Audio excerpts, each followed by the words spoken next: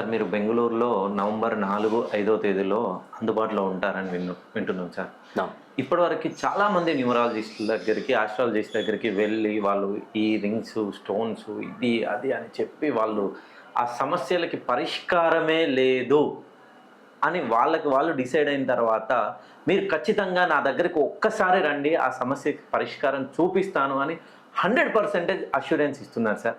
నిజంగానే మీరు సమస్యలకి పరిష్కారం చూపిస్తారు? ఎస్, తప్పకుండా. ఇప్పుడు నవంబర్ 4వ తారీఖు 5వ తారీఖు నేను బెంగళూరుకు వస్తున్నాను. ఓకే. మీరు అంటే ఒకరు బాగా చేయట్లేదు నేను బాగా చేస్తాను అని మనం ఆ స్వార్థం అనేది మనలో ఉండకూడదు. ఓకే. ఎందుకంటే మీరు పడుతున్నటువంటి కష్టం అది నా కష్టం లాగా నేను భావిస్తాను. నేను ఏది మిమ్మల్ని నమ్మించడానికి మీరు నా దగ్గరికి రావడానికి నాకు ఆ ఇంటెన్షన్ లేదు. ఎందుకంటే నేను నా తల్లిదండ్రులు నన్ను పెంచిన విధానం కానీ నేను గురువుల దగ్గర శిష్యరిజకం చేసిన విధానం కానీ స్వార్థం అనేది ఉండదు. ఓకే. నేను ఈ నెల తిరుపతికి వెళ్తున్నాను. అంటే ఏ టెంపుల్కి వెళ్ళినా కూడా భగవంతుని నేను కోరుకునేది ఏంటంటే నా కుటుంబం, నా పిల్లలు, నా ఫ్యామిలీ గురించి నేను కోరుకోను. ఆ యొక్క వెంకటేశ్వర స్వామి కూడా తెలుసు.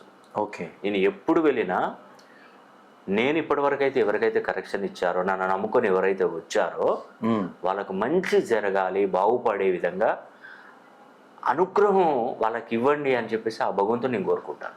ఓకే. నిజంగా నేనేం అబద్ధం చెప్పట్లేదండి, నిజం చెప్తున్నాను. ఓకే. అంటే మీకంటూ మీ మంచి కోరే వాళ్ళు ప్రపంచంలో ఒకడు ఉన్నాడు, వాడే వీడు. ఓకే. నేనే. ఇప్పుడు బయటి వాళ్ళ గురించి మనం ఎందుకు బాగోగులు కోరుకుంటామంటే వాడేవాడో బయటవాడో అయితే మనకెందుకు, మనకేం అవసరం అని అనుకుంటాం. అవును, అవును. కానీ భగవంతుడు ఏం ట్విస్ట్ ఇచ్చాడంటే నీ జీవితం నువ్వు బాగుపడాలని కోరుకున్న దానికంటే ఎదుటివాడు బాగుపడాలని కోరుకుంటే వాడు ఖచ్చితంగా బాగుపడతారు. ఓకే.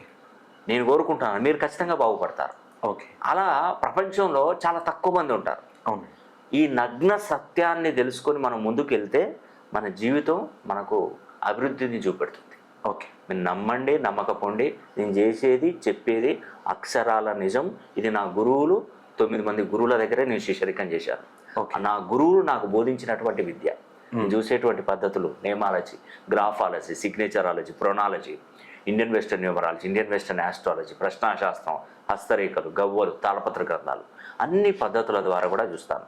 కాబట్టి మీకు ఏదైనా సమస్య వస్తే నేనంటూ ఒకరిని ఉన్నానని మీరు ఖచ్చితంగా మనసులో సంకల్పం చేసుకోండి. ధైర్యంగా రండి, విశ్వాసంతో రండి. మీ పనులన్నీ పూర్తి చేసే బాధ్యత నాది. మరి నవంబర్ 4వ తారీఖు 5వ తారీఖు నేను బెంగళూరులో